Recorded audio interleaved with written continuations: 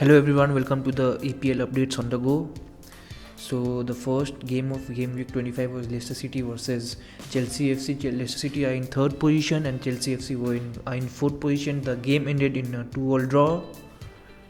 So Lee Mason was the referee. It took place on Saturday, February 1st, 2020. So Antonio Rudiger opened the scoring in the 46th minute. He was assisted by Mason Mount, for whom it was his fourth assist of the season. Harvey Barnes equalized in the 54th minute. It was his fourth goal of the season, and it was assisted by Yuri Tielemans, who again assisted in the 64th minute and racked up his fifth assist of the season, and it was converted by Ben Chilwell, the left back who's been linked to Chelsea. It seemed like a game of defenders because Antonio Rudiger equalized again in the 71st minute, when he was again assisted by Mason Mount. So Mason Mount picked up his fourth and fifth assist of the season. So Jorginho received yellow card in the 56th minute, and Maddison in the 61st, Mateo Kovacic in the 76th, and Johnny Evans in the 90th minute. So expected goals at Leicester at 1.56 to Chelsea's 0.79. So Leicester City were very unlucky to actually miss out on a win, and Chelsea were kind of lucky to get something from the game. In our second game, Liverpool FC thrashed Southampton by 4-0. The game took place at Anfield, and the scoreline at halftime was 0-0. Kevin Friend was the referee.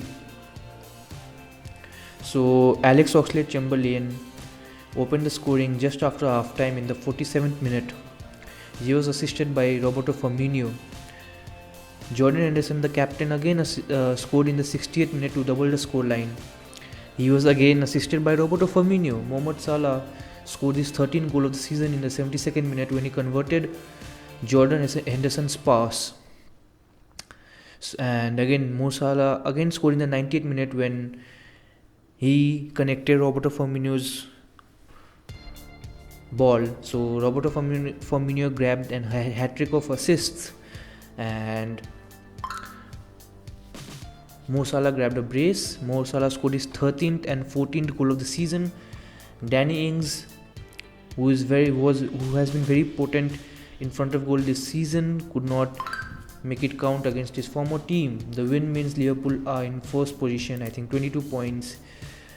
It was the second, and expected goals at Liverpool at 3.66 to Southampton 0.72.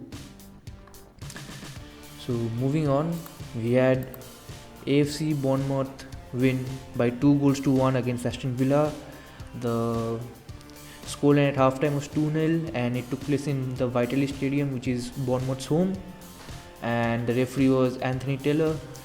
Bournemouth are in 16th position and Aston Villa are in 17th position. So Philip Billing scored the goal in the 37th minute, and Nathan Ake scored in the 44th minute. Tanzania international Mbwana Samatta scored his first goal of the season in his debut on the 70th minute, which looked nothing more than consolation. Nonetheless, it might boost up his spirit. Expected goals at Bournemouth at 2.73 and Aston Villa at 1.42. So Bournemouth are seeming kind of out of the relegation and would like to continue their upward trajectory. West Ham drew 3-3 against Brighton and Hove Albion. West Ham were winning 2-0 in the half-time. This game took place in the London Stadium, and Michael Oliver was the referee. West Ham are in 18th position and Brighton are in 15th. So Issa Diop opened the scoring in the 38th minute before Robert Snodgrass scored his fourth goal of the season in the 45th minute.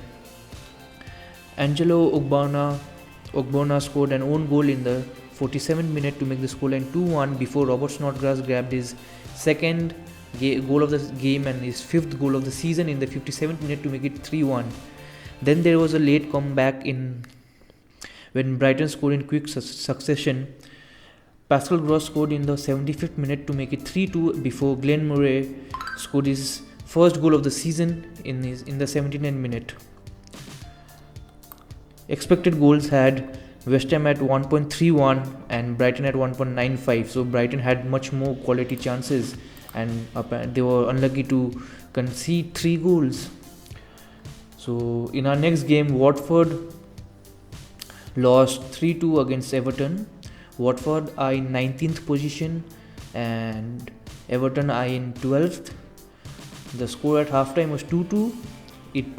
The game took place in Vicarage Road and was officiated by Craig Pawson. So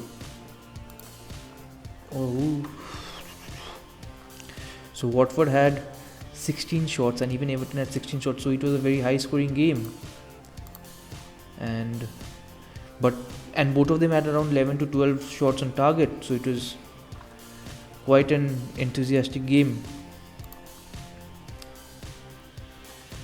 So Watford were continuously winning in the few games, but they seem to have dropped off now.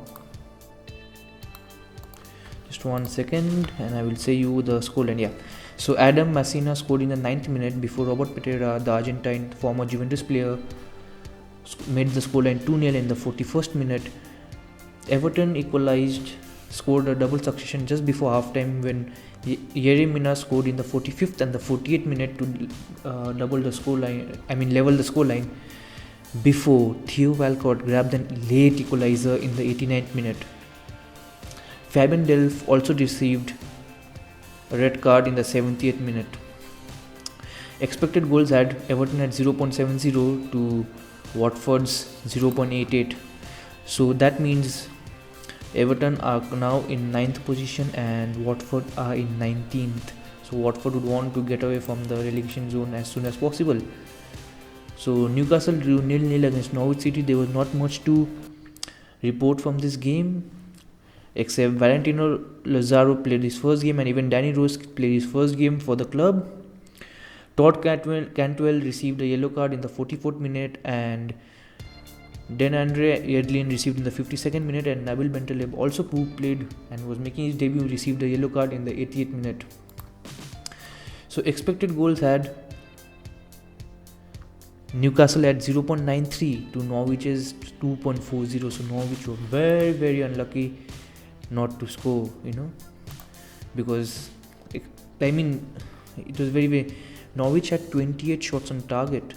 28 total shots, out of which 19 were on target. But nonetheless, even Newcastle had 19 shots and out of which 15 were on target. So Newcastle were more efficient with the shots. So next up, Manchester United drew 0-0 against Wolverhampton. So even getting Bruno Fernandes seems to not have changed anything for Manchester United, who drew again a boring 0-0 draw. So the only, talking point was Bruno Fernandes made his debut, full debut. He played the full. He didn't play the full 90. He did play the full 90 minutes. That's quite shocking because a player comes in and he does not get to play the full 90 minutes. But Bruno Fernandes played the full 90 minutes, and he received the yellow card in the 55th minute. And yellow cards were the only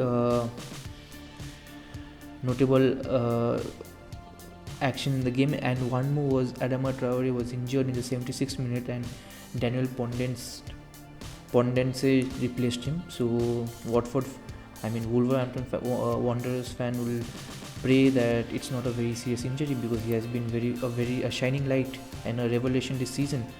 And Wolves were kind of unlucky to come away with the win, because they had 1.14 expected goal compared to United 0.84. So in our last game of the day was Sheffield United won 1-0 against Crystal Palace. Expected goals at Sheffield United 0.86 to Crystal Palace's 0.96. The game took place in Sellers Park, and the referee was Andrew Madley. The scoreline at the halftime was 0-0. So Vicente Guaita scored an own goal in the 57th minute, and that was the only meaningful goal of the game. Sander Berge also made his debut and was substituted in the 69th minute by John Lundstram. So Sander Berge did have a good game, and they'll be hoping that he continues his good game.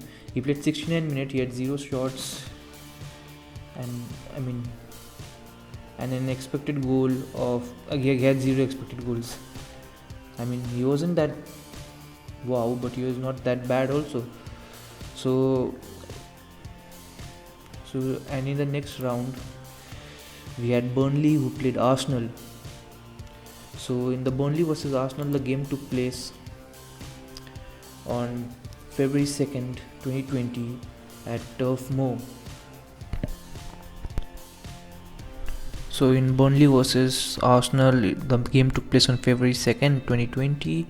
It was at Turf Moor and Chris Kavanagh was the referee. It was a very dull state in the Burnley Stadium at Turf Moor because the game ended in 0-0. Arsenal required a victory. They are currently in 10th position with 31 points and a -2 goal difference, and Burnley are also in 11th position with the same points but an inferior goal difference. That is, Burnley have -10 and Arsenal have -2. Even Newcastle and Southampton are 31, but both of them have an inferior goal difference compared to the two above. And Arsenal, the way they have fallen, they are just 7 points away from relegation. That's shocking.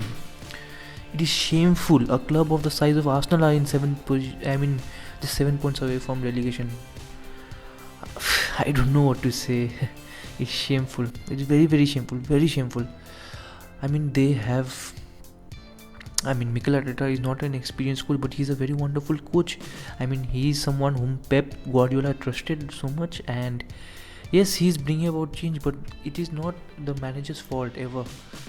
In the case of Arsenal, in the last 2 or 3 managers, it was coming because it is all rooted down from the board members. Sheffield United are flying high and they're performing way better than Arsenal with an inferior squad and everything inferior compared to Arsenal, but they are in 5th position with 36 points. In this game against Burnley had 25 shots compared to Arsenal's 19, and Burnley had 15 shots on target, Arsenal had 13. Burnley had 5 corners, Arsenal had 7. I cannot say anything about Arsenal. I really don't know what Arsenal are now. At one point it was like Arsenal were invincibles. You remember Vieira, Petit, Ian Wright, these were the players.